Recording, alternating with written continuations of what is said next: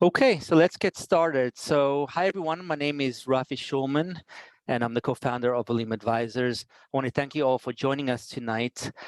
Just a few quick things before we get started. The first thing is that we will get to as many questions as we can at the end of the presentation. So just go ahead and type your questions in the Q&A session, the Q&A window or the chat window, and we will get to them later on. We just want to try and keep the conversation on point, which is why we're doing it this way. The other thing is that we will have, we are recording this. So if you've come late or if you need to leave early, don't worry about it. We'll email a recording out to everyone who registered, hopefully by Monday, latest by Tuesday. And if you want to share that, by all means, share it with other people who weren't able to attend. We really want to help as many people as possible. And the last thing is we will have our contact information throughout the webinar and also at the end. And we really want to encourage you to reach out to us. We know that we don't have the time to get into everyone's situation and everyone's questions in this presentation. And we want to really encourage you to reach out to us, and we'll reach out to you to schedule those one-on-one conversations so we can understand your concerns, your goals, your worries, and really help you figure out what you're trying to do. We have over 260 people registered for the webinar, which is always inspiring, so inspiring to us. You know, it's people from around the world who are interested in making Aliyah or buying a home in Israel. And it's really our pleasure, not just mine, but the whole team that's here, to be here to share some insights, some encouragement, and really to help you throughout this process. What I want to do for a moment, just before we start the presentation, is go back a little bit in time and tell you a little bit about Olim Advisors and why we're doing these webinars and how we can help you. And so Laura is my sister who's on here as well. Back in 2016, we wanted to help people make Aliyah and really focus on doing two things. The first thing was to encourage and guide people through the pre-Aliyah process. So a lot of people who want to make Aliyah don't know what they need to do. They're not quite sure how to make those big, important pre-Aliyah decisions like choosing a community or finding schools or finding a home. And so we want to help you. We want to guide you through this process. And then the second part is to help you once you get here, to deal with bureaucracy, to deal with the day-to-day challenges that come up, like registering your kids for school or translating things. You know, it's a different culture, it's a different language, and we want to be here support. We want to be here so that you have the peace of mind to know that somebody's here. What we saw over time is as we were helping people, there were more and more Anglos, people that were living here for 3 years, 5 years, 10 years, who needed help, who needed guidance, whether it was with healthcare, with schooling, with real estate. And so we said, you know what, let's help people in those aspects as well. And specifically with real estate, there's a lot of guidance that people are looking for. And this is a big reason why we put this webinar together. And throughout this presentation, we hope to share information with you that will help you with this decision. So with that in mind, I'd like to get to our first topic, which is really tips about making Aliyah for those of you who are thinking about it. And you can see the picture here. The picture actually is of Risa, the woman in the middle with the red hair, who's an employee of ours. She helped her parents make Aliyah from Teaneck just a few months ago. Her father, Sandy, who is 101, and her mom, Rosalie, who's 97. And the powerful message here is if they can make Aliyah at 101 and at 97 years old, you can as well. You just need some help and support, and that's what we're here for. So let's start off with people who are making Aliyah in that age bracket of 50 years old and older. And for this group, there are specific challenges and concerns that I wanted to touch upon and give you some advice. So first of all, a lot of people are concerned about their financial security. You know, they're making Aliyah to Israel. They're worried about the cost of living. They're wondering what they should do about the investments and so on. And so this is something that definitely we want to touch upon and give you some tips. The other concern, the other challenge that people have is healthcare. They want to make sure that they have the right insurance coverage. They want to make sure that they have access to the right medication, that they bring in the right medication with them. And so there's a number of questions that go along with this main concern. And the third one is, where do people live? In other words, what do they want their lifestyle to be? Where do they physically want to live? You know, this is something that is very important for people who are in this age group. And so we wanted to give you some advice about that. So let's go back to the first question, the first topic, which is the financial security. And there's a few things that I'll mention to you that I think will help you. The first thing is that you should make a budget. It doesn't have to be an exact to the shekel or to the dollar, but get a general sense of how much it's going to cost you to live in Israel. Nefesh B'Nefesh actually has a great sample budget that they put together. And if you haven't seen it, let me know. Shoot me an email, and I'll be happy to send you a link to this budget. The other thing is, if you find that your expenses and your income aren't lining up, then look to lower expenses. There's a lot of ways to do that, and I encourage you to really look at every opportunity to do that. One example of this is buying versus renting. You know, it really has a big impact, and we'll talk about it in a moment. But if you buy versus rent, it really will have an impact on your overall budget and your monthly living expenses. And so that's something that you want to think through and make sure that you're not stretching yourself too thin. And the last thing to keep in mind is the opportunity to supplement your income. A lot of people who make Aliyah in their 50s and 60s really have a lot to give. They're not ready to retire yet. They have tremendous experience. And so look for those opportunities. Look for an opportunity to be an advisor, or maybe do some consulting, or maybe just pick up a part-time job. I think it will keep you busy, it'll keep you healthy, and also generate some additional income for you, which I think will be a welcome thing. The second topic is healthcare.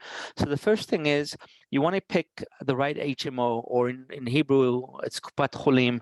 There are 4 main companies that you can choose from, and you want to choose the one that has the most coverage in the city that you move into in your language. So if you're English speaking or Spanish speaker, you want to make sure that the Kupat that you choose has doctors that speak that language.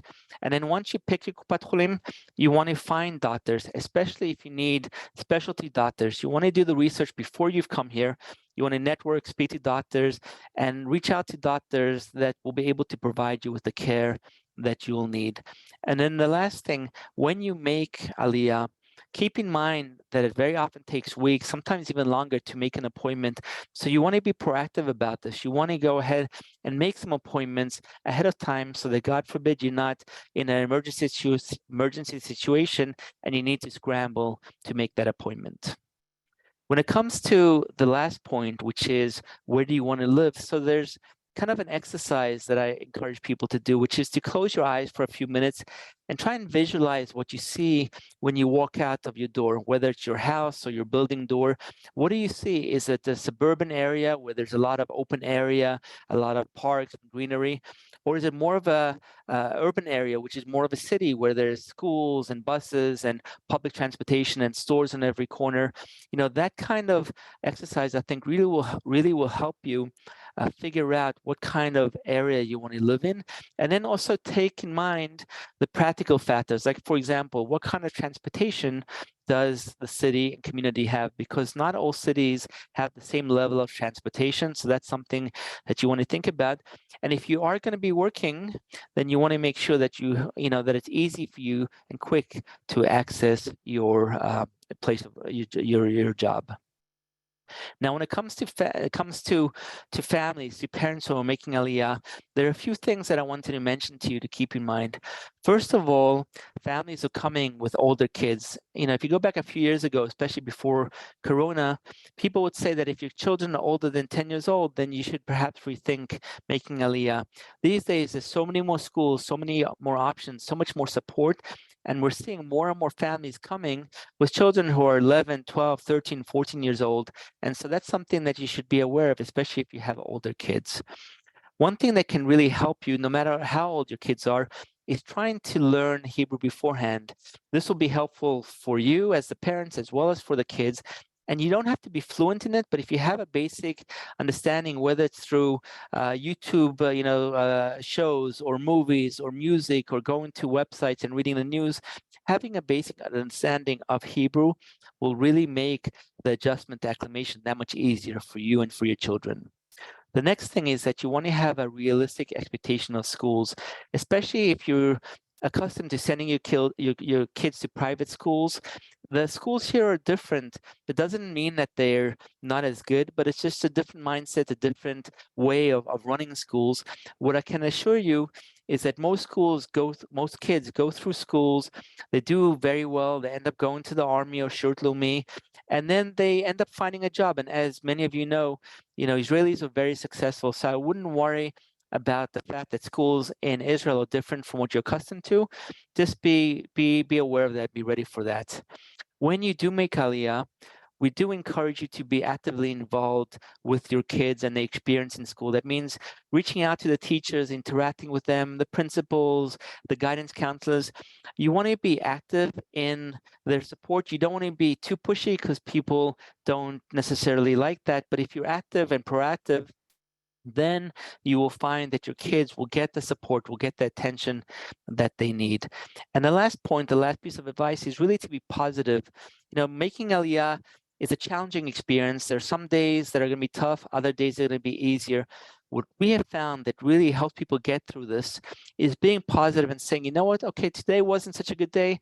Next week, next month will be easy. I think that you will find that this will be a huge factor in acclimating and adjusting for the parents as well as for the kids. The last thing I want to talk about is real estate, right? And this is, of course, a big decision. So there's some challenges and concerns that you want to think about. First of all, where do you want to move to? The second thing is, should you buy or rent? If you're going to buy, what is the buying process like? And then lastly, who can I trust? And I want to just really touch upon a couple of tips for you to keep in mind. So the first thing is where to move to. Like I mentioned before, you want to create a list of preferences and prioritize those. So if you're coming with kids, you want to look at schools. If you love living by the beach, or that's your dream, then you want to focus in communities that are by the beach. If you prefer to be in a community that has more Anglos, a larger Anglo community, then look for those. Or maybe you're looking for more of a mix, more of an Israeli, a mix between Israeli and American, religious, secular. These preferences are really important, and you should prioritize it. Doesn't mean that you're going to find a city or community that has everything on your checklist, but if you can get 8 out of 10, that's pretty good. So that's a good way of starting the search and narrowing it down. Another thing when it comes to buying and renting is you want to think about the impact that has on your finances. So like we talked about before, there's that big lump sum, which is your down payment if you're going to buy, and you want to make sure that you can afford that. And then when it comes to your ongoing monthly expenses, there's a big difference between your mortgage and rent payments. And so you want to factor that into your budget.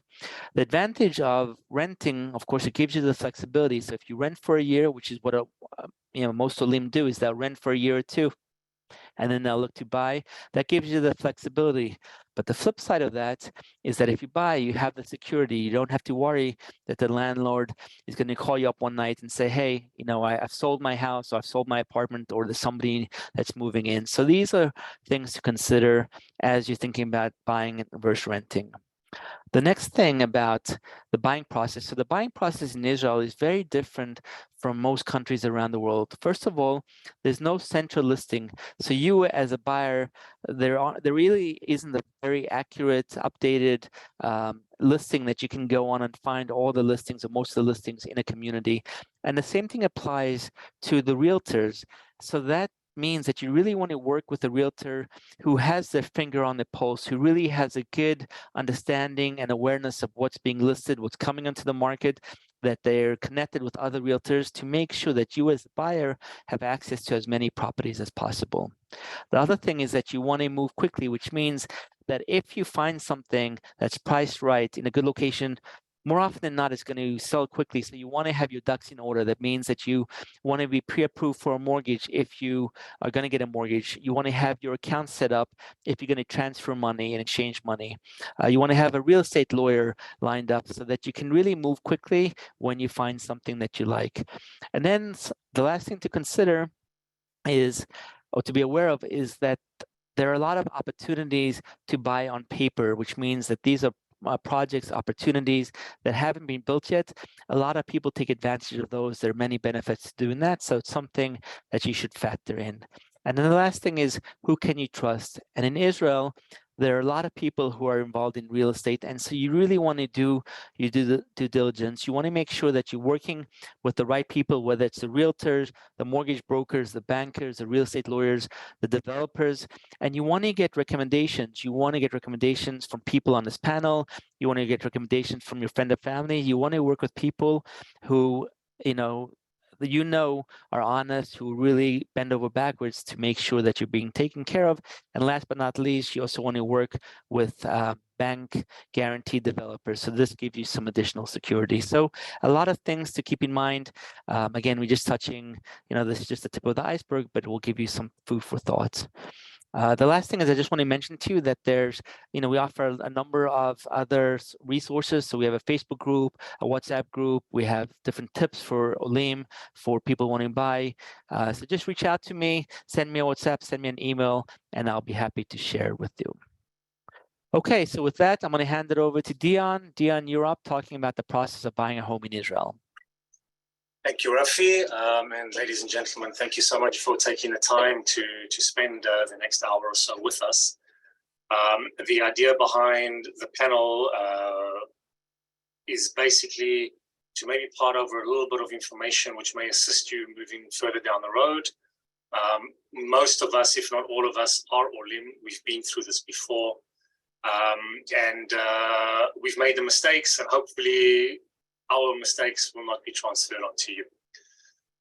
So the first thing that I'd like to discuss, you'll be hearing a bit from me this evening, but the first thing is basically just to give you an overview of the buying process in Israel, because as Rafi mentioned, it's a little bit different to most other countries. So this particular list is not in any specific order. Most of them link up to each other, but I've tried to put it in an order just so that you can understand more or less what you need to go through in order to make the right decision. Now, the first thing is the type of investment. Now, what do we mean by that? Are you looking to buy an apartment as an investment? Are you looking to buy it as a holiday home? Or do you have intentions of making Aliyah in the next couple of years, and you'd like to already get feet on the ground and start investing in a property that eventually you'll move into? It's very important to have some sort of idea of what you're looking for, because that will help us to send you relevant properties. Location is obviously linked also to budget. You need to know more or less what your budget is. And then also, once we know what type of investment you're looking for and more or less what your budget is, then we can concentrate on a specific location. Now, Rafi touched on it a few minutes ago, where he said, are you looking for Anglo communities? Is it important to have a beach? Is it important to have a good level of education? All of those things need to be taken into consideration. So once we know what type of property you're looking for, what the purpose of the property is, and what your budget is, we can then say to you, okay, so you should be looking at the center, or you should be looking at the south, or on the west coast, etc., etc. Once we finally understood your needs and we've managed to send you a couple of options that are relevant, and you see something that is that you'd like to find out a little bit more about, and maybe even start the negotiation process, it is very important to use somebody that speaks the language, that understands the mentality, and also understands the behind the scenes details that you would need to know. Things like the mortgages, how you can get money into the country, and using a lawyer that speaks your language, which is very, very, very important. The negotiation stage, basically what we try and identify for you is to get the price at market value, if not a little bit better, but also to make sure that the payment terms suit your needs, and also to make sure that the occupation date suits you. If somebody's looking for a property that you need access to within 3 months, then we need to make sure that the properties we send you have got an evacuation of 3 months. If you're planning on making Aliyah in 2-3 years down the line, then obviously we need to look at a different set of properties. But that is something that that your real estate agent, your mortgage brokers, and your money transfer specialists will take care for you. The legal stage itself, I always suggest that when you get to the stage of actually getting to contract, please use a real estate lawyer. This is Israel. I think every second or third person is a lawyer of sorts. There's absolutely no point in using a criminal litigation lawyer to handle real estate negotiations, because they don't know the law the same way the real estate agent, the same as a lawyer would. And more importantly, use a lawyer that is fluent in English. Unfortunately, I've been in many instances where I hear lawyers trying to explain to Anglo-Saxons legal terminology, and the saying lost in translation plays a very important aspect when it comes to understanding exactly what you're committing to, because once you've signed the paper, you've signed the paper. Hopefully you get to the point where your contract is ready, all the terms are met, and then there's the commitment stage. Now, the commitment stage will be explained to you by the lawyer. This normally involves an initial payment, which is due upon signing. The minimum is 20% of the purchase price. There are instances where you can play it a little bit differently, but work on having 20% of the fee when you sign the contract. And then depending on occupation, normally there's 2 or 3 payments in the middle. And then at the end, there's another 10 to 20% payment, which then secures you the keys. The cost of buying, there are 3 main issues that you have to take into consideration. The first is taxes. And again, depending on who you are and how you're buying, if you're a foreigner and you don't have a Taudat Zut and you don't have a passport, pretty much the banks will lend you a maximum of 50%. The taxes, the purchase tax on will be 8%.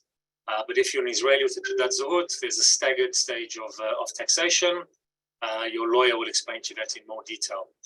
The second thing is lawyer's fees. Normally you can expect between 0.75 to 1.5% plus VAT percent of the purchase fee.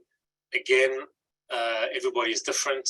Reach out, negotiate the fee as well, but take into consideration that there is a fee. And the same with your realtor. Realtors can charge up to 2% plus VAT for their services.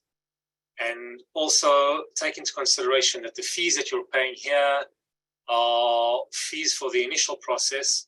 And normally there will always be a follow-up process involved as well, which means that once the contract is signed, we don't disappear. Everybody will continue working for you to make sure that you get the keys. And the last thing, talking about a mortgage, I did mention that if you're a foreigner, in other words, foreigner as in do not have a Taudat Zut and do not have a passport, the banks will lend you up to 50%.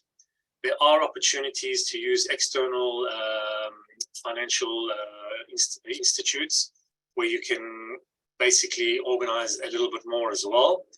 But my advice to you is to use professional mortgage brokers. And I'll explain why. If you approach a bank directly, the main function of a bank is to sell money. So if you go and you approach your bank and you're sitting down with the bank's mortgage broker, their job is to sell you the money at the highest interest rate possible. When you're using qualified mortgage brokers, they're basically going to do the homework for you. They're going to do the shopping. They're going to knock on doors. And they're going to get you the best rate possible. And once they secure you the mortgage and you've bought your house, and 2 years down the line, all of a sudden there's interest rate changes, etc. These are the guys that are going to go back to the banks and they're going to reevaluate and they're going to make sure that you get the best possible deal.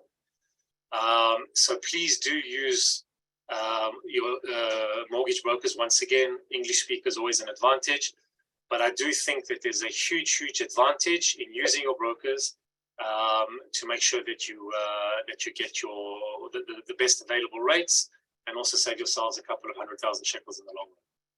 So that's pretty much the buying process in Israel. What we will do with our follow-up is we will send out a little booklet, basically with a little bit more detail of what we've discussed. And of course, you have our contact details. So if there's any questions you have, please do reach out. we'll do our best to answer. Thank you, Thank you, Dion. Rafi. Okay, now we'll get to Netanya. Netanya is a mortgage broker. You're up. All right. Thank you very much, Rafi. And good afternoon, evening to everybody who's come to participate. I'm going to try and explain what it's like getting a mortgage in Israel and kind of go through some of the differences. And it's really important to understand that there's only so much that I can cover. So our contact information, mine, as well as everybody's contact information, is going to be up at the end of each of our presentations, as well as the end of this Zoom. So if you do have any questions, you can post them in the chat and we will get back to you. I will follow up with you. And that's first things first. Second thing is that mortgages are still going to be mortgages, right? Even if they're in Israel, at the end of the day, you need help financing a purchase. You want to buy the home and you need money from the bank.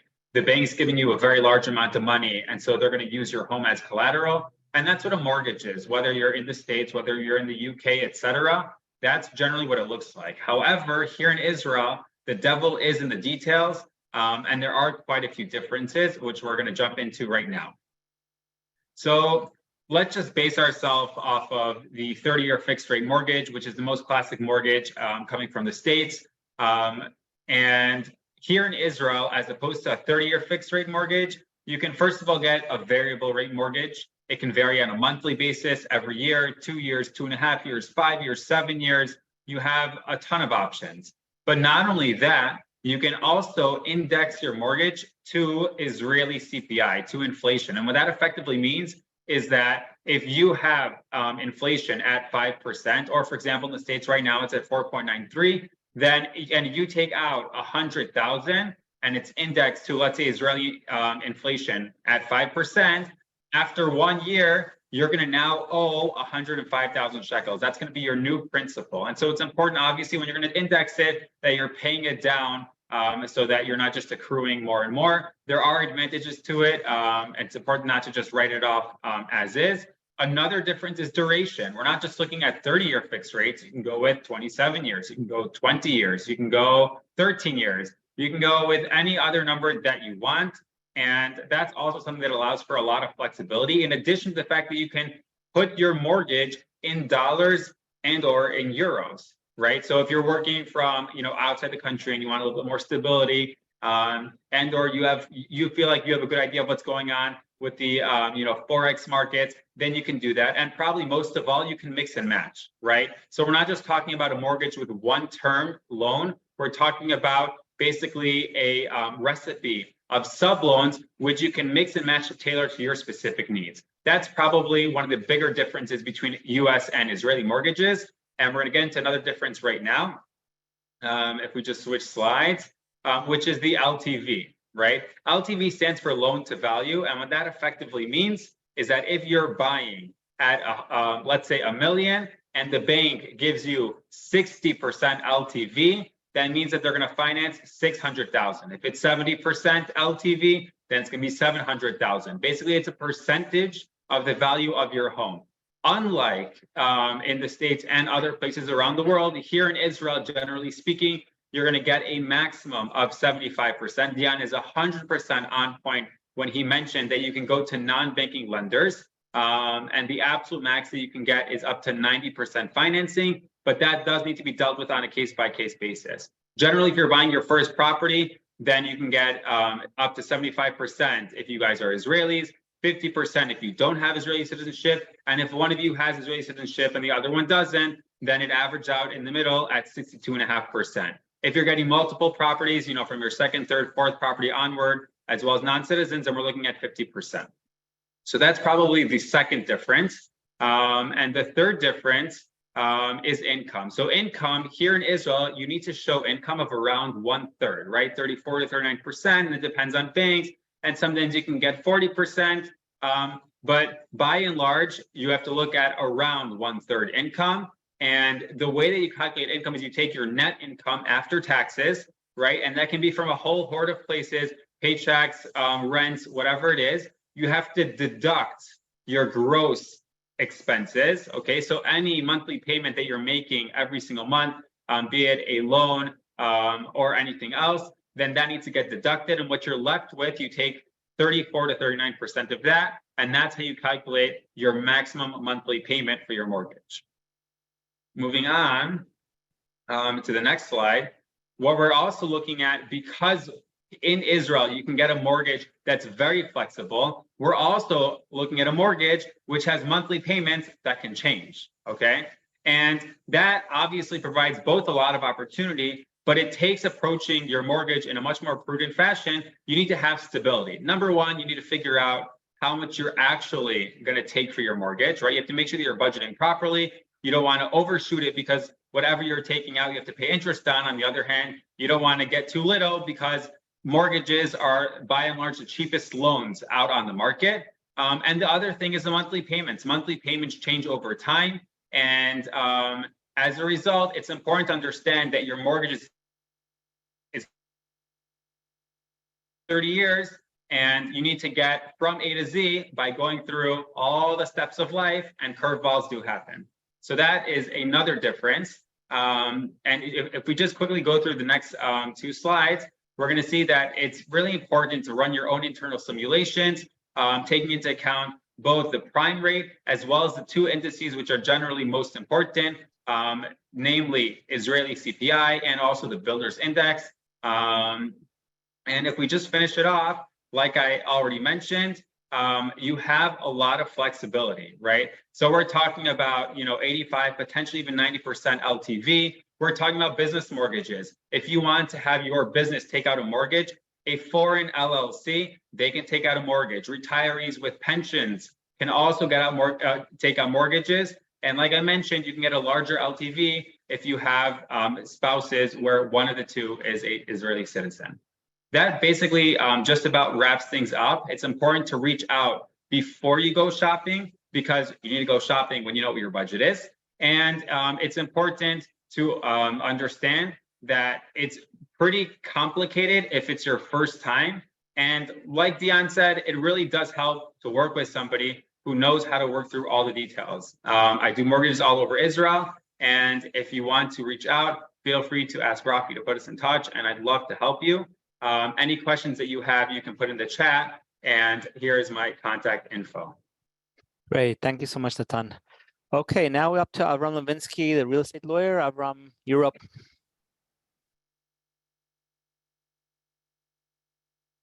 Avram, you there? Avram, you're mute, I think. Avram? Can you hear me? You're mute, though. There you go. Hello, everyone. Hello. Okay. Hi. My name is Avram Levinsky, and I'm really happy to be here with you guys in this event of Olim Advisor and with all of you. And I see here 131 people. It's amazing. I think it's one of the biggest events we did recently, and we did quite a few. So it's really good and very, very, very make us all happy. So let's start, and we have like really 5 to 6 minutes, 7 minutes maybe to speak about some legal issues, and I can talk with you 30 minutes about things. So I think one of the most important thing I can recommend is that even now, any one of you that has a question, even can write it down for himself right now, and after the conversation, after the show, the presentation, just will contact me by WhatsApp. Then the phone numbers will be in the very end of the presentation, and definitely I will respond to each one of you by WhatsApp, by phone, anyone that want to ask, because I guess you have questions about tax, about any legal things in the purchase, and everything that I'm going to say in these few minutes will not cover all of your questions. So let's start now, and I really recommend again, just think what interesting you, and just feel free to WhatsApp me at the end. So let's start with the one thing which is really, really important. The two main options of purchasing. When we are coming to purchase in Israel, we as a buyers have two options to buy. Option number one, we're going to a contractor and to someone that is entrepreneur, he's constructing things, and then we can buy from him. It's clean, it's free, and it's completely furnished new. Everything is completely good with this purchase in terms of the physical situation. I want to give you the advantages, the good points, advantages in the process of purchase from a contractor. So the first thing is easy and smooth. At the moment you are buying from a contractor, you are dealing with someone that has a back, as a big company a lot of the times, and you are not dealing with specific individual person that can be very easily bankrupt, that can go to America at some point, that just can be not nice persons. One of the most important thing when you're buying from a contractor, you are buying from a big company. So a lot of the time, so this is really, really good and very, very helpful for the situation. Again, you don't have to do that. Second thing, which is advantage when you're buying from a contractor, and I want you to remember that because it's really important. When you are buying from a contractor, you get most of the times something that's called bank guarantee. That means if you are paying 1 million shekel, 2 million shekel as a payment to the contractor, you are getting against that a letter from the bank, big bank in Israel, that said to you that all of your money is covered, all of your money is guaranteed, and in case the contractor will be collapsing, you will get the money back from the bank. This way it's called independent bank guarantee. It can be from Olim, from Leumi, from Mizrahi. Those banks are just big as, in Israeli terms, just big as Bank of America, Chase Bank, and JP Morgan, all of those things. So in Israeli eyes, these are the big banks, and they are definitely good and provide you with the bank guarantee, letter of commitment that if any case something will happen, your money is secured. And this is one of the most important things, since you're sitting in America, in New York, in Los Angeles, whenever you are right now, guys, you know that the transaction is protected 100%. So when you're buying from a contractor, keep this in mind that, again, not in all cases, the lawyer needs to check this, and this is what I'm doing as a lawyer. But in most of the cases, you have these kinds of guarantees that protects you and guarantees your money. So that we spoke about now about the bank guarantees, and I want you to remember that. Other thing, when you're buying from a contractor, you have a liability. When I'm saying a liability, I mean also a warranty. Okay, you have something that promise that your property will be fixed. Let's say you step into the property after 2 years of construction, you got the property, you went inside, and this happened to many of my clients, that sometimes, this is at the end of the day, this is Israel, you have a small leak in the ceiling, you have a small leak in the floor, you have some electricity problem. So the contractor has to fix any problem in the next few years. Again, details can be elaborated at any given moment in the future if anyone wants to ask me more about that, but you need to remember that you have this liability, this warranty from the contractor, and this is very important as well. The last point, advantage, when you're buying from a contractor, you are getting something that is furnished, that is a high level of a physical situation. The property is ready, is new, brand new, not like when you are buying from secondhand. I can tell you that in every secondhand purchase, there are issues with the physical situation. The buyer said, "Listen, here there is a small leak here. Maybe you can fix it before you give me the property." There is a negotiation about something with the basement. Every small physical situation can be impacted by a purchase from a second hand, and therefore it is another advantage. Yeah, Rafi, okay.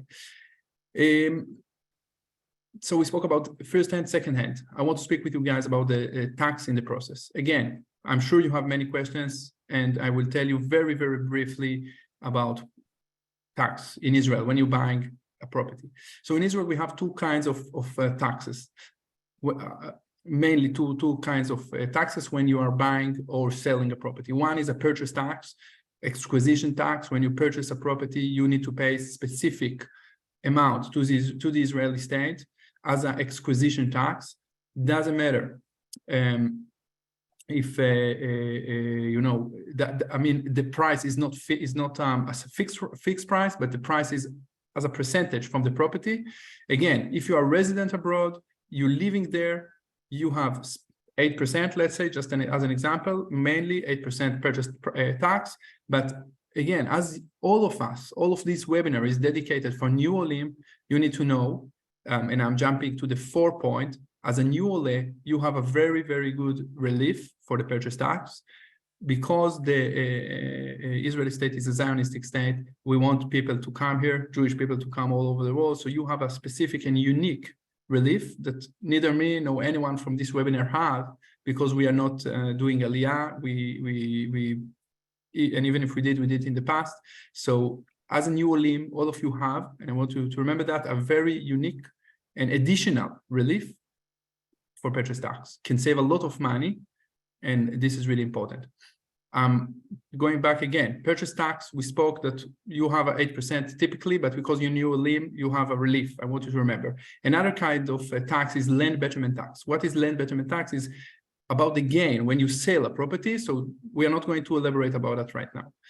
Any Israeli residents need to pay a tax. We are not speaking about that at all. We are speaking about 8%. We spoke and about the new Ole that I want you to remember.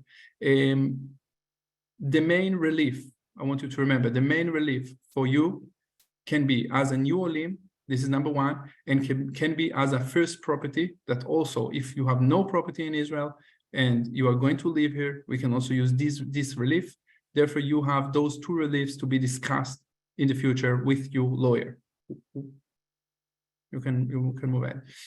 Another thing, your lawyer need to do a very deep due diligence, vast due diligence of the property. When I'm saying vast due diligence of the property, I mean to check the property, to see that there are no liens, no foreclosures. Okay, I saw many properties with foreclosures. Not that there was a problem, but the owner was bankrupt and there was many creditors, many debtors. And even one time I saw 5-6 foreclosures on one property. So this is something that need to be checked very carefully. And this is number one of the property.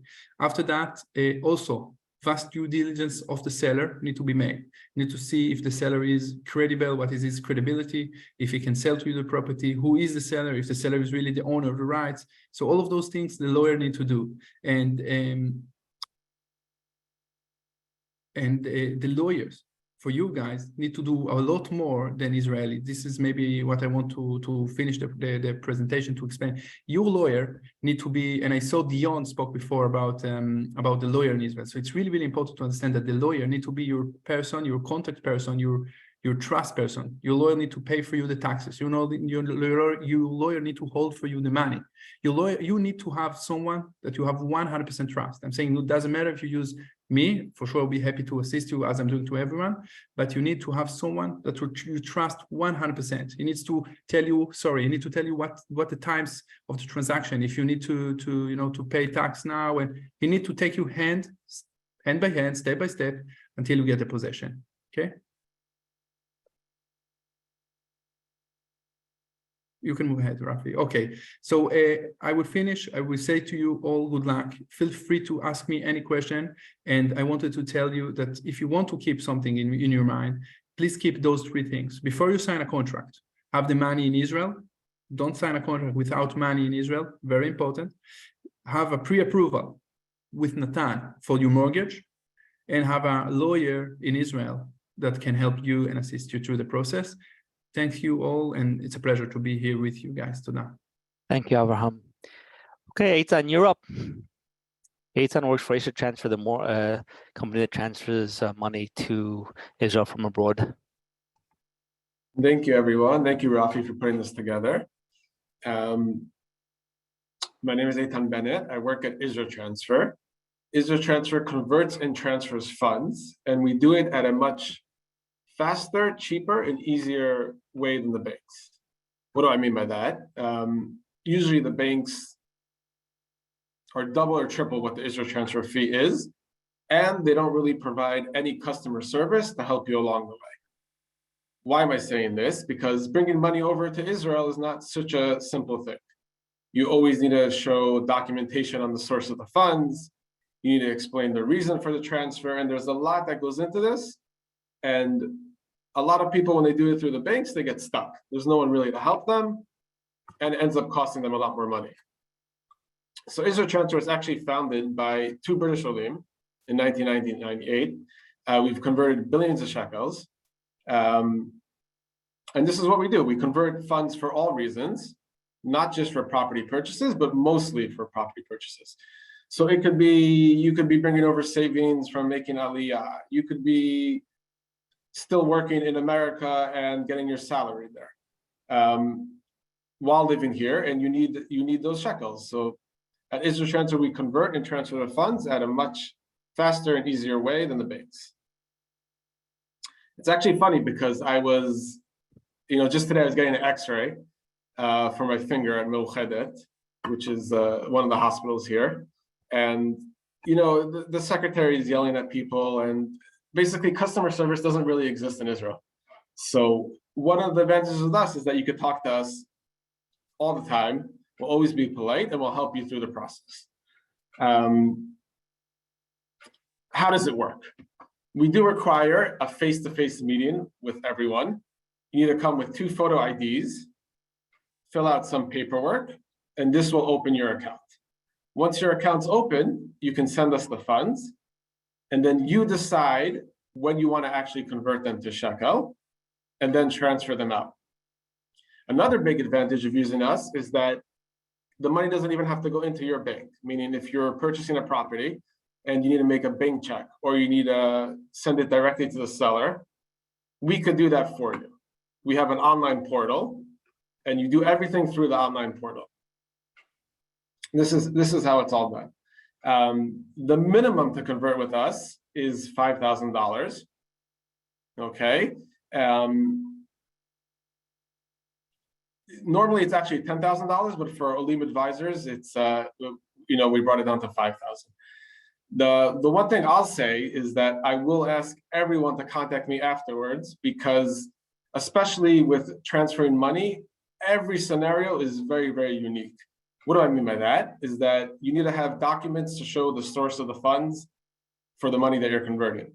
Now, for everyone, it's going to be very different. It could be inheritance money, it could be savings, it could be salary, whatever it is, it could be very private. So I just suggest that you contact me afterwards, and I'll advise you. I'll explain how everything's done. The only cost that IsraTransfer is when you actually convert the funds. So you can talk to me for as much as you want. I could advise you what kind of documents we need. I could advise you if we could do something, if we can't do something. All free. Only when you want to actually convert the funds, that's when there's a charge. You don't have to convert the funds right away. The funds sit with us. It's up to you, the client, to decide when he wants to actually convert the funds. He could convert it right away. He could convert it in a month. Every time you log into the portal, you'll get, you could click on something which says get rate, and it will tell you how much shekels your dollars are worth. You could take it or not take it. You could come back a week, a month later. It's totally up to you. So we offer a lot of flexibility that you won't get at the bank. We'll save you a lot of money. And again, I'm repeating myself, but it's such a major pain point that we will help you with customer service that you're used to in America or England or wherever you're from. Because, and again, I'm saying it with a smile, it's customer service is not so existent in Israel. The only fee at IsraTransfer is it goes like this: from $5,000 to $90,000. It's 0.75% deducted from the mid-market rate at the time of the trade. And when the amount's over $90,000, it becomes 0.5% deducted from the mid-market rate at the time of the trade. I really advise everyone to talk to me, ask, consult with me, because again, every scenario is going to be very different. I want to answer all your questions. Just write to me, ask me anything, and I'll be happy to advise. Okay, Eytan, thank you so much. I appreciate that. Okay, so now we're going to switch over to the second part of the presentation of the webinar, which is actually focusing on different communities, different cities, and different properties. So we're going to start off with Dion, who's going to talk about properties who are available in Netanya as well as Raanana. Okay, thank you, Rafi. Welcome back, everybody. Okay, so I would like to keep this as quick as possible. As we've mentioned a few times before, it's really, really difficult to provide information that will be applicable to each and every person 100%.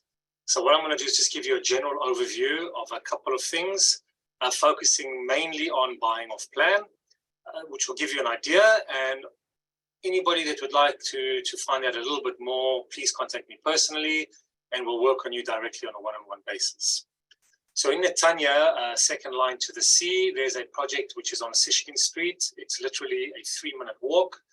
This is an example of 4 to 6 room apartments. It's important that you understand in Israel, the living area, which is the kitchen, dining room, and living room space, is considered a room. So when we say 4 rooms, it means 3 bedrooms. When we say 5 rooms, it means 4 bedrooms, etc., etc. So this is an example of a project that they're busy constructing in Netanya as we speak. There are 4, 5, and 6 rooms apartments. In meters, you're looking at 106 to 158 square meters, which roughly translates to about 1,100 to 1,600 square feet. The balcony is 120 to 800 square feet, just depending on which apartment. Every building has got 2 elevators in it. It's got underground parking, something which is not common in older apartments in Israel, but new builds all have master bedrooms with fair-sized bathrooms. This particular project has certain apartments on the upper floors, the mini penthouses, that have private swimming pools, and each one has a storage room.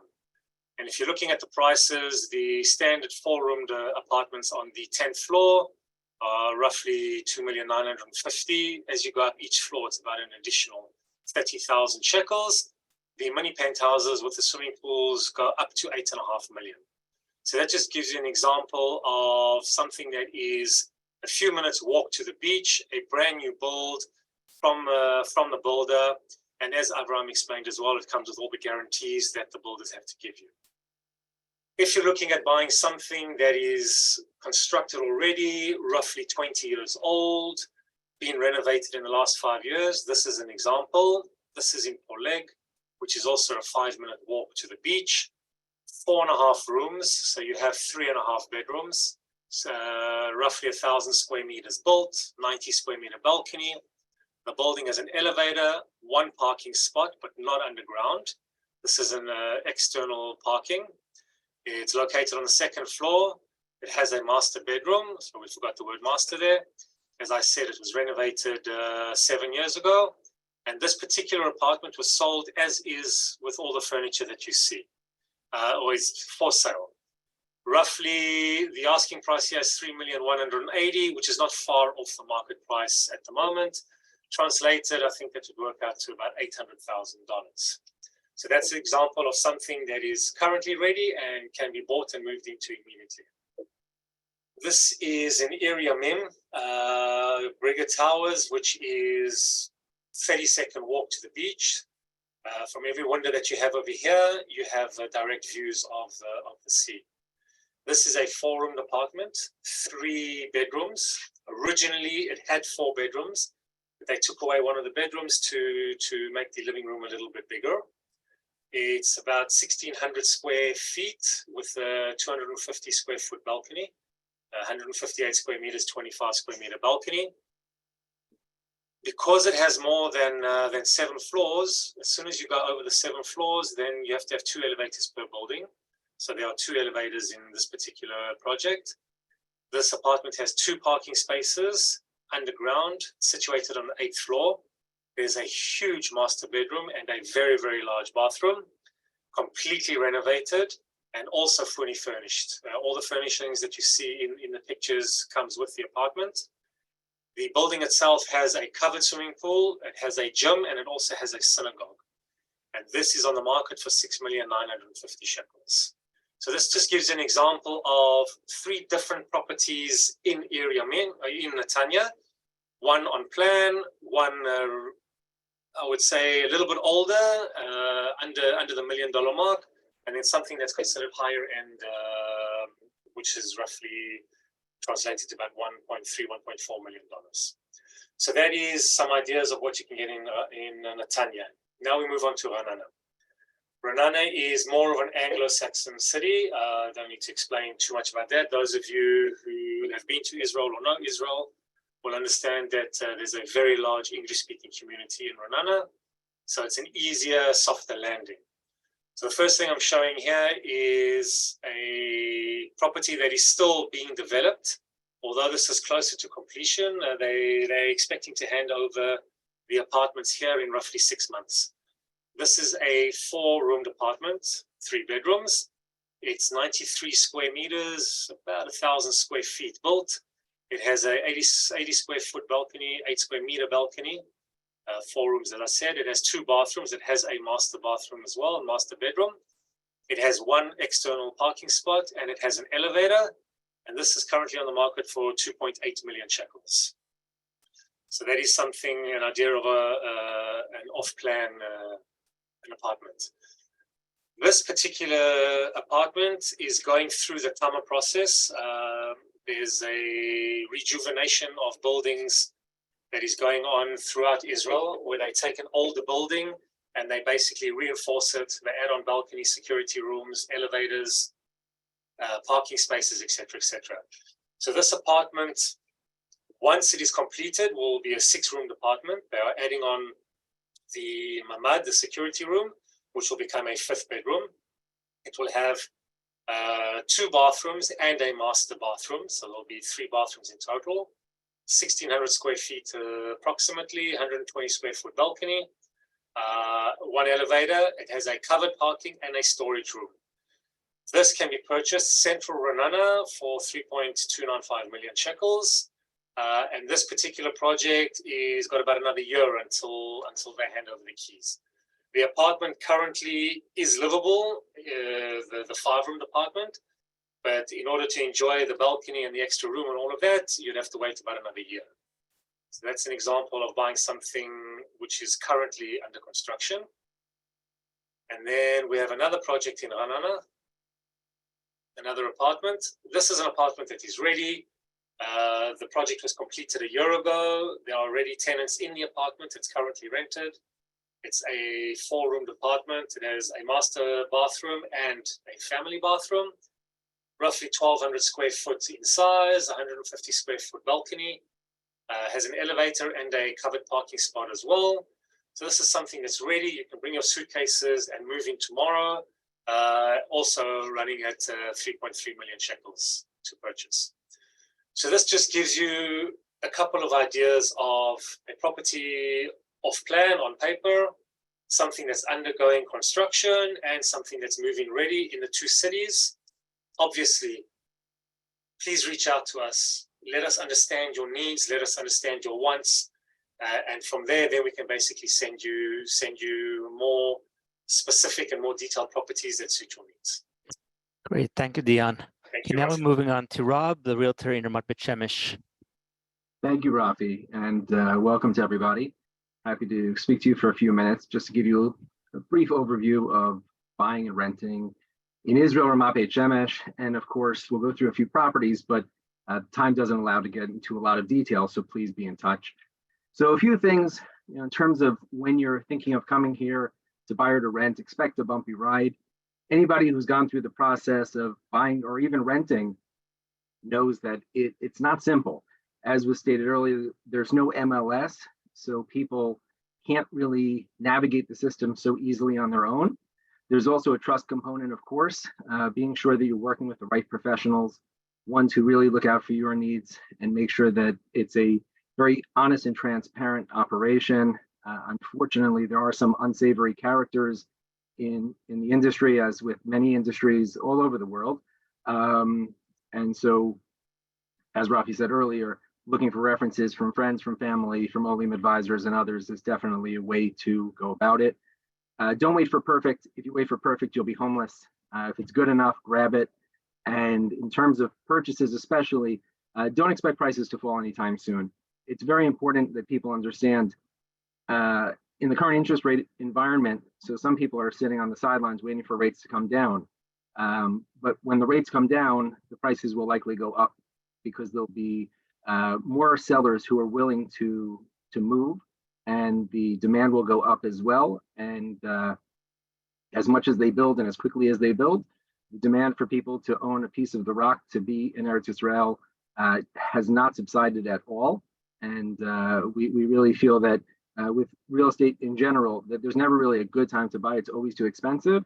And if people are waiting, unfortunately, they're likely to miss. Even over the last day or so, the exchange rate went from 3.74 to about 3.58. That's real money. If you're buying something that's in that $1 million range, you just lost a lot of money by waiting. So there's so many different components in terms of pricing, in terms of exchange rate, in terms of mortgage rates. Don't wait for prices to fall, and don't wait for perfect. If you see it, grab it. So what's happened over the last 10 years? So over the last 10 years, especially in Ramat Beit Shemesh, I will tell you that the population has doubled. Over the past 4 to 5 years, I would say that in general, for most of the properties in Ramat Beit Shemesh, prices have risen anywhere from 60 to 120%. Yes, up to 120%. And that's just in the past 4 to 5 years. They're not building new cottages here, new homes, only apartments. So people who are looking for a larger home are going to have to buy somebody out. In terms of the buying process, what to expect. So people have already touched on it a little bit, so I won't spend too much time. But really what it is again, building a relationship with an agent who you trust, who has your best interest in mind, is looking out for you, walking you through the process, explaining all the details, introducing you to a mortgage broker, to a real estate attorney, and just helping you to understand what it is that's ahead of you. Hold on for the ride. It's going to be bumpy, as we said earlier. Current market conditions and where they're headed. So we believe that while there's been a bit of a lull in the market, it's mostly because sellers are sitting tight because they don't want to lower the prices. So they're not so motivated to sell. That's really why there's a lull. It's not because prices are too high or that prices are going to drop anytime soon. It's really a lack of supply, a lack of inventory. So again, if you're looking for something, it's never too early to look. And once you find it, grab it. New projects versus secondhand homes, advantages and disadvantages. So we've talked about this. One thing that I'll say specifically is that when you're dealing with a new project, it's a lot easier of a process because you're buying it directly from the developer. We've seen, and we could write books about the things that we've seen in terms of sellers where there's a negotiation basically the day before signing, and then at the last second they decide to do something. They'll try to raise the price, or they'll accept a different offer. It could become, unfortunately, an unpleasant process, and that's really why it's very important to have the right professionals around you.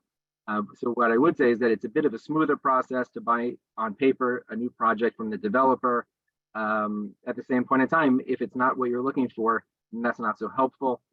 Current prices, like as I said a moment ago, we have seen some stabilization in terms of the rental prices as well as the sale prices. But the ones that are unique, the ones that there is still a very strong demand for in terms of properties, so those have not fallen at all. And what I would say in terms of the secondhand homes is the process, while it can be challenging working with the owners, there are also advantages because you can move in from day one. If you're looking as an investment, you can rent it out and you don't have to wait. So here's just a few of the apartments that are currently on the market that we thought would be nice to showcase. Again, there's plenty of opportunities for people who are looking to buy something that's still in development, whether it's a year out, 2 years out, 3 years out, even 4 years out. At the same point in time, we want to showcase a few properties here. So Neve Shamir, just to give people who know Ramat Beit Shemesh a bit of the lay of the land, Neve Shamir is a new area that's right near Mishkafayim, Mem Shalosh, and Ramat Beit Shemesh Aleph. This is a penthouse. It's a 5-bedroom, 2.5 bathroom. It's 145 meters. This actual penthouse comes completely furnished. It has a very large merpeset with a beautiful view, a machsan, which is a storage unit, and parking, and they're asking 4.3 million shekel for it. This is a 4-bedroom, which is in the same project. It's called Ir David and Neve Shamir. And you can see there's a big difference in terms of the price. The penthouse, which has an extra bedroom, is about 18 square meters larger inside, is about 20 square meters in terms of the balcony. Also, it comes furnished. That they're asking 4.3. This is 3 million shekel. Again, you can see it's a very beautiful apartment. It's nicely finished. These apartments were only they only received the keys about 18 months ago, so they're brand new and they're still under warranty from the developer. And the third that we're showcasing here is a duplex in Mishkafayim. Mishkafayim is also a relatively new area. People moved in about 5 or 6 years ago. This has 155 meters. It's 4 bedrooms with a mountain view. There is an option to add additional rooms. One of the things that people will learn when they come to Israel is that due to certain bureaucracy, there's a certain number of meters that developers are allowed to build. And then they create this space called halal, which is basically empty space, which a person is supposed to go through a permit process in order to potentially use that space to further develop and expand the size of their apartment. Some people go through that process. Many people don't go through that process, not opining on the legality of it, but just stating the reality. And here again, the price is just north of 4 million shekel. Thank you very much for the opportunity to speak with you this evening. If you have any other questions, you can reach out to me or my partner, Donnie, and we'll be happy to walk you through the process. Thank you, Rob. Thanks so much. Okay, now we're going to move back to Dion, who's going to cover some properties, showcase the properties in Tel Aviv. Okay, so Tel Aviv is Tel Aviv. You can look at 2 apartments that are basically on the same road, one on the left and one on the right, and pricing can range from 150,000 shekel difference to 300,000 shekel difference. So Tel Aviv would really have to speak to each individual person, understand their needs, find the properties that are suitable, and then present them to you. So what we thought we would do as a general rule of thumb, currently in the market in Tel Aviv, if you're looking at older buildings that don't have parking spaces, that do not have elevators, apartments that need full renovations, we're seeing at the moment prices that are ranging from 38,000 to 43,000 shekels per square meter. So you can do the math and get an idea of what an apartment in Tel Aviv would cost you based on the sizing that you would need. If you're looking at newer builds where you have parking, something that is very, very, very valuable in Tel Aviv, buildings with balconies and elevators, etc. Here we're seeing current market prices of around 55,000, as high as 80,000 shekels per square meter. So again, you can get an idea of more or less 100 square meter apartment can cost you anywhere from 6.5 to 8 million shekels, just depending on the area. So again, I've decided to take a couple of new builds. Things are being developed currently, just to give you an idea of what you could get, whether you're looking as an investment or planning on making Aliyah in the next couple of years, and you're thinking of buying something now and then paying it off over the build process. So this is the Breeze project, which is in the old north of Tel Aviv, walking distance, roughly 10 minutes from the beach. Here they have 2 options that they're currently selling. One of them is a garden apartment and the other one is a regular apartment. Both of them are 4 rooms, 3 bedrooms. So let's start with the garden apartment. It's 115 square meters built with a 60 square meter garden. Obviously it's a new build. The building itself has got 2 elevators. It has a parking spot. For this particular garden apartment, the asking price is a little shy of 7 million shekels. The regular 4-roomed apartments, they're 110 square meters built, slightly smaller, a 14 square meter balcony, which for Tel Aviv is a very, very good sized balcony. Again, new build, it has 2 elevators, and here they're asking 6 million shekels for this apartment.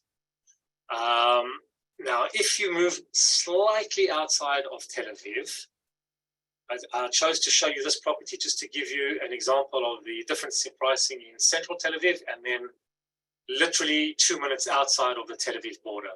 So this is in Ramat in the Diamond District. If you're in your car, it takes you 10 seconds to cross over the highway and you are then in Tel Aviv. We have the same 4-room garden apartment, slightly smaller, 95 square meters built. It's got an 8 square meter balcony and a 60 square meter garden. It's a new build. It has an elevator and a covered parking. In the Breeze project, where you were looking at just under 7 million shekels, here you're looking at 3.5 million shekels. So there is a huge difference between central Tel Aviv and 5 minutes outside of the Tel Aviv border. So this is an option as well for people who want to be close enough to Tel Aviv, but don't have the budget to live in the center of Tel Aviv. And then we have the last slide, which is a brand new project that is 5 years out. This has been developed in the north of Tel Aviv, in the Glil Yam area of Tel Aviv. They are selling currently 2-room apartments and 3-room apartments. Now, the 2-room apartments are fantastic for investment apartments. It's 1 bedroom and then living space. They are very, very big, 75 square meters for 2 rooms. You could easily convert that to 3 rooms. It has a small 10 square meter garden or 10 square meter balcony as you go up the floors. It's a new build. There are 2 elevators per building. It has a parking spot. The 2-room apartments are currently on the market for 3.395 million shekels. The slightly bigger apartments, which are 3 rooms, 90 square meters, 14 square meter balcony, are going for 3,895,000. Now, something that is very unique for this project is that they are actually building an underground tunnel from this project to the seashore. They're going to have a bicycle lane and they're going to have a walking lane as well, which means that you could exit your apartment, go into the tunnels and basically walk. It's about a 20 to 25-minute walk, and you'll find yourself on the seashore, which is something that hasn't been done in Israel at the moment, but they're working on this, and that's a fantastic, fantastic addition to a new project. In addition to that, they're also developing a 250 dunam park, which is basically like Park Ayakon, which is going to be the central focal point of this entire development. So they're expecting a lot of young families to buy into this project. And as I said, it's 5 years out. So if you're thinking of investment properties, this could be a very, very, very good option.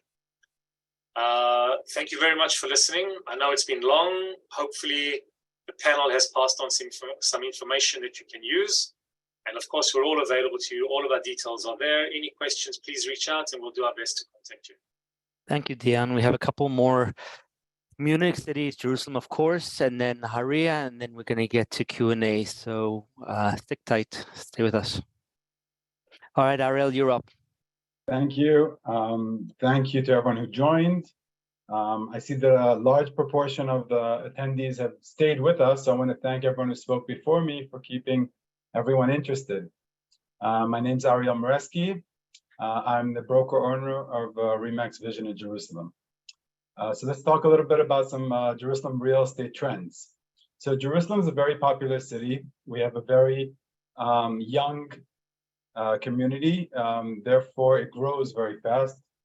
People, more percentage of the people get married and need new apartments. There's not enough new development. There's actually no available land for building in Jerusalem. And so the only new developments are urban renewal. And the shortage is growing with time. Therefore, prices keep on rising. And unfortunately, we don't see a solution in sight. So in 2022, the average apartment in Jerusalem increased in 22%. That's compared to 8.5% in the whole country. In 2023, we have a 3.1% increase as opposed to 0.5% in the rest of the country. In terms of transaction numbers, Q1 2023 compared to Q1 2022 had a very high decrease of almost 60% in the number of sales. That's what everyone's talking about in Israel now, about the slower first 2 quarters in 2023. However, as you could see before, there's no decrease and even a small increase in the price. Also, in April and May, the transactional numbers have been back up to 2022 numbers. We don't have final stats from the Bureau of Statistics, but from our information, that's what we see. So it is now a good time to buy property. The reasons to wait would be higher mortgage rates today than there were in the past, and political security and instability in Israel at the moment. Reasons to buy, prices might go up, the shekel might get stronger, and the property shortage in Israel is getting worse, not better. So we foresee a higher speed of prices going up. The conclusion in our recommendation is since the price of property in Jerusalem has never dropped historically, we believe there's more reward than risk. So if you intend on buying, now is always better than later.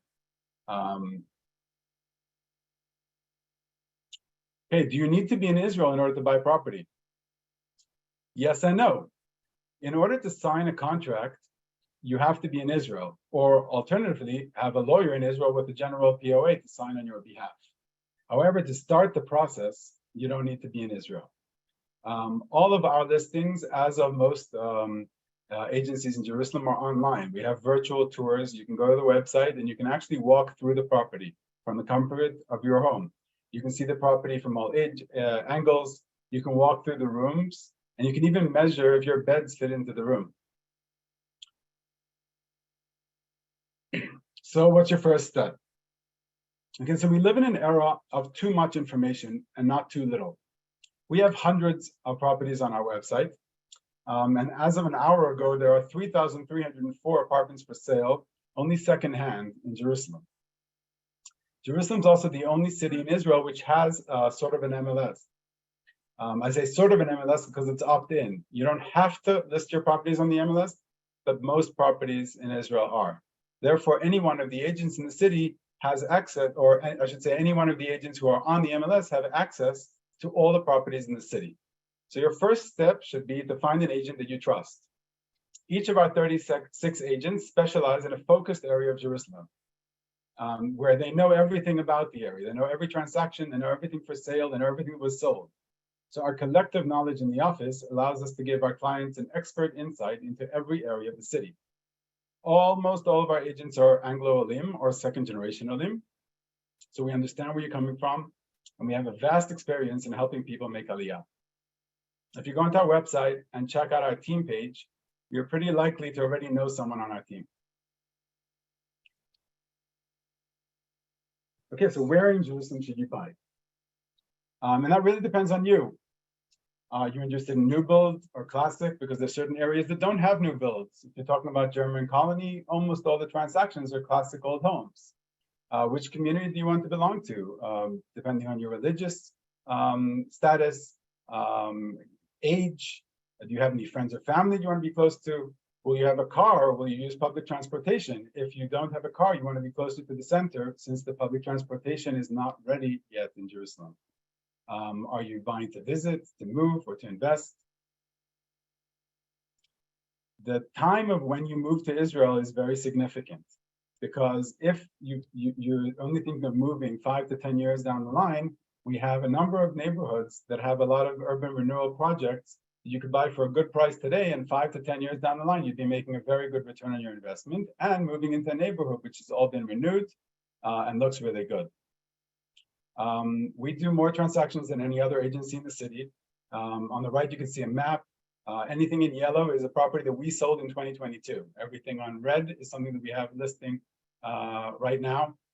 So check out our website for short descriptions of different neighborhoods and listings in each area, and that will give you an idea of pricing in different neighborhoods. And from there, you can move on to making a decision. Have you noticed? Sorry, throughout my presentation, I haven't shown you a single property.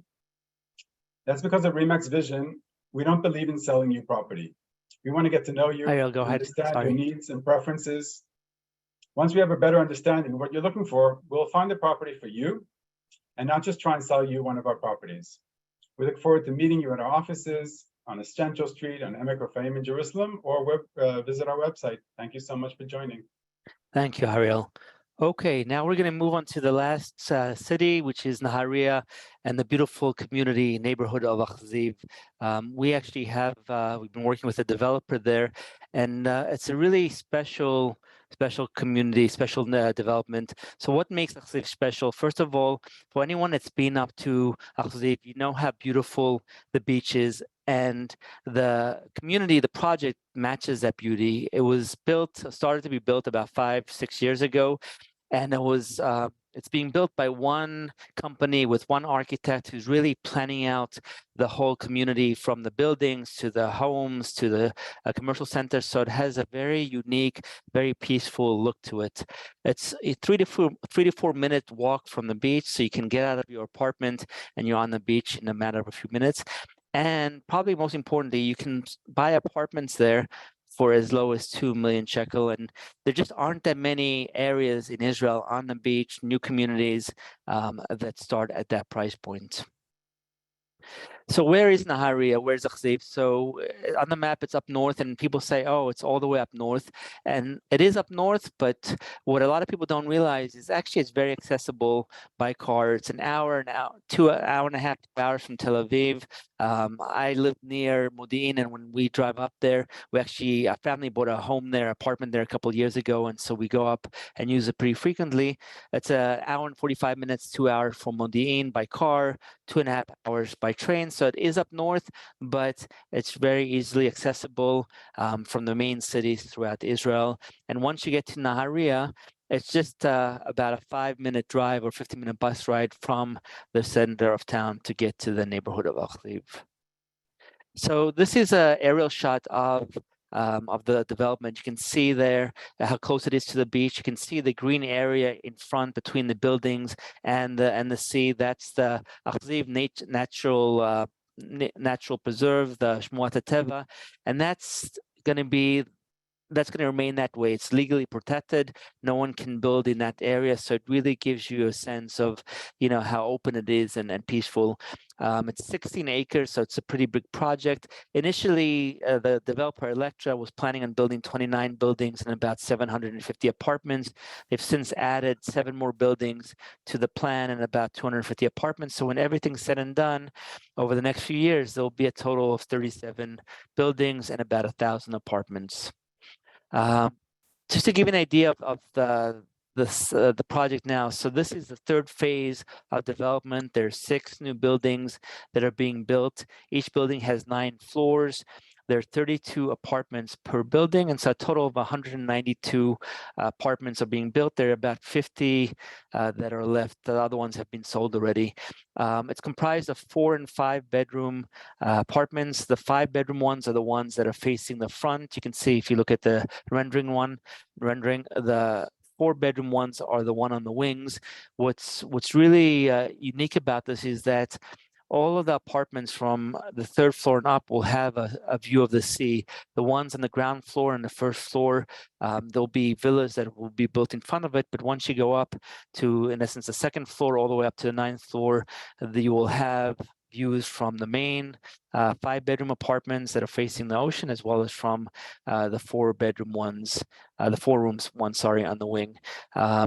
The level of construction here has really, on a high level, Electra has surveyed all the buyers from the previous phases, and they've gotten a lot of feedback as to what buyers are looking for. And so this time around, they've really focused on that. For example, the balconies have what they call hanging balconies. They have some green area there, and really something that is very unique.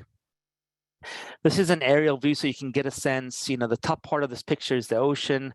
The left side is the southern side, and the part that's kind of highlighted is where the 6 buildings are being built. So you can see, the left side is being built already, and then the 6 buildings are there in the highlighted area. Here are just some renderings to give you an idea of the view of the apartment size. It's really, it's apartments that were built with luxury in mind, but at a price that is very affordable, and I'll get into that in a moment. And you can see this is just a rendering, as I was talking about before. It was designed so smartly, really with the quality of lifestyle in mind. It's a very pretty neighborhood, very peaceful neighborhood. And you can see here, so the timeline and the cost. So as we talked about, there's a benefit to buying on paper. So these apartments, the first 4 apartments will be ready in April of 2025. That's actually what they're committing to on paper, but they're actually ahead of schedule. So be more likely be ready by the end of 2024. And then buildings 5 and 6 are scheduled according to the contracts to be ready by December of 2025, but they will be ready probably a few months before that as well. And then as you can see, as I mentioned before, prices are just really very affordable when you compare to other cities, Ashkelon, Netanya, Tel Aviv, of course. So a 4-room or 3-bedroom is 2 million shekel. And these are average prices, so it might vary a little bit based on location and the floor. The 5-room, 4 bedrooms are 2.5 million shekel. The 5-room garden apartments are 2.7 million shekels. And the penthouses are also 5-room penthouses at 4.9. And here too, you also have the flexibility of payments. You can put down 20% and then you can pay the remaining 80% over time. If you want any questions, if you have any questions, feel free to reach out to me. I'll be happy to share the marketing material with you. What I'd like to do at this point, here's the contact information. Again, we'll send out the we'll send out a recording of the webinar, so you'll have all the information. You can reach us. What I'd like to do at this point is go over to the questions, and let's see what we go here. So there's a question here about mortgages in Natan. If you can briefly talk about mortgages for Olim, the benefits for for people that are making Aliyah, whether they've made Aliyah or in the process of doing so. Sure, yeah. So there are generally 2 types of benefits that Olim have. Benefit number 1 is going to be zakaut, which is basically a government subsidized loan that you can add in addition to the other sub loans within your mortgage.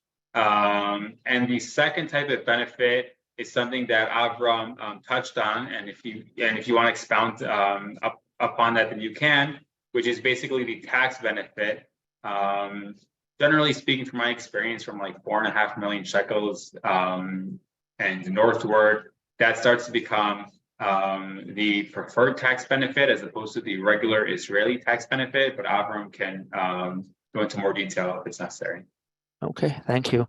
There's a question here about the current trends. Somebody had read about the fact that there's a lot of new apartments available and demand hasn't kept up with that. I haven't seen that in the updates in the markets. So I'll open up. I can go into detail with some numbers. The general consensus is that there's at least 100,000 apartments missing. So in terms of and according to the contractors who actually build, there's closer to 200,000 in a country of only 10 million people. That's quite a lot of homes missing from the market.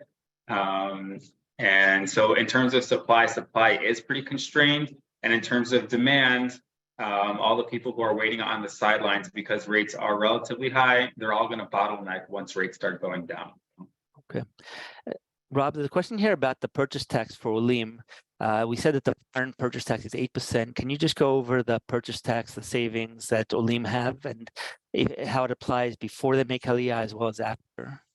Sure. So one of the things that people should understand is whether you make Aliyah or you don't make Aliyah, the purchase tax is based on residence. So you're either a foreign resident or you're an Israeli resident.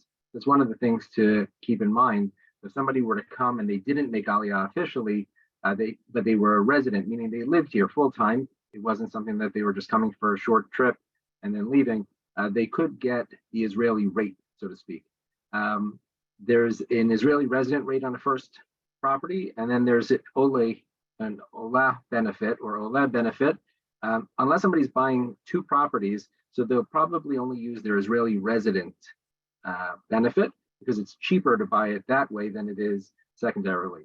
But if somebody is buying as a foreign resident, then they would be subject to 8% from the first shekel. Otherwise, if they're buying as an Israeli resident, so there's a scale, and it doesn't start from shekel 1, it starts from about 1.9 million to 2 million shekel is where it first starts, and it's a prorated rate. So it can be significant. It could be hundreds of thousands of shekel difference between buying as an Israeli resident and a foreign resident. Okay, great, thank you. There's a question here about converting currencies into shekel. What I recommend that you do is reach out to Eytan, because there's a few steps that you have to go through, and we're running out of time, but the process is pretty straightforward.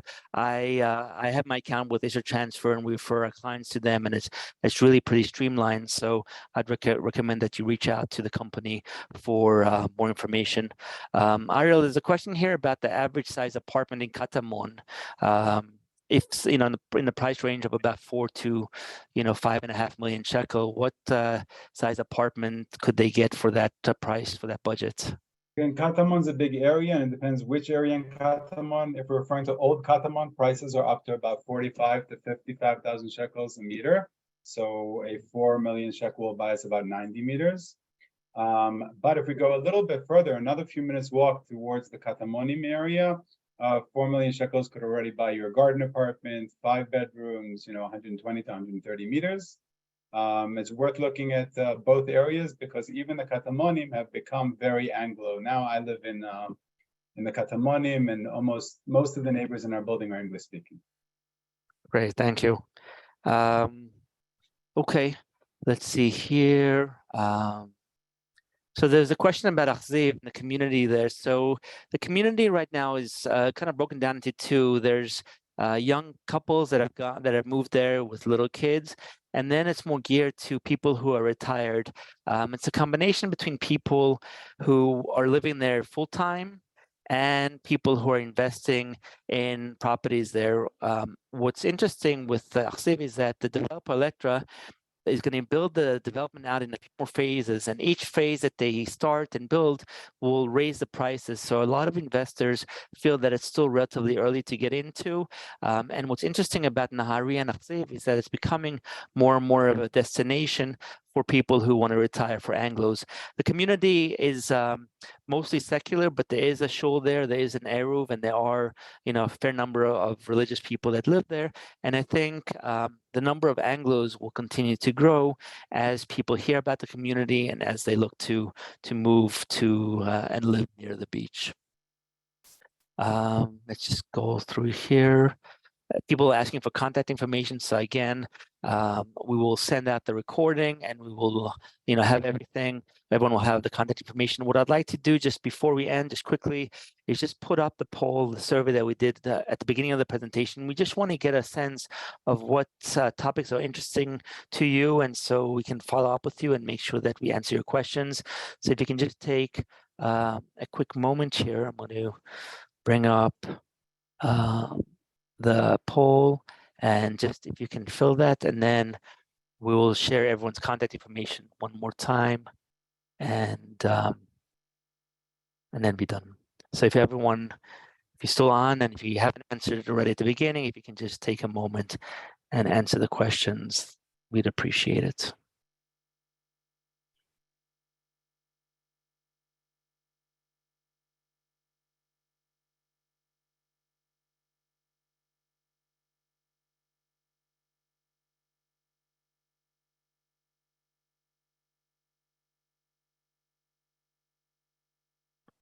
Great, we'll just let it go and give everyone a chance to finish up. Okay, thank you. Okay, let me just pull up the slide here with the contact information.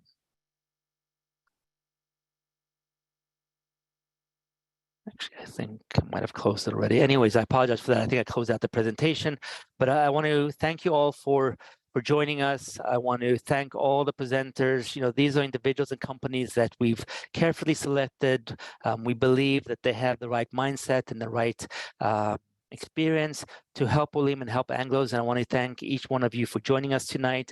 We want to wish you a Shavua Tov, and look out for future webinars. We want to really help you if you're looking to make Aliyah, if you're looking to buy a property in Israel. We wish you all the best, and Shavua Tov, and we'll be in touch with you soon. Good night, everybody. Laila Tov. Laila Tov, everybody.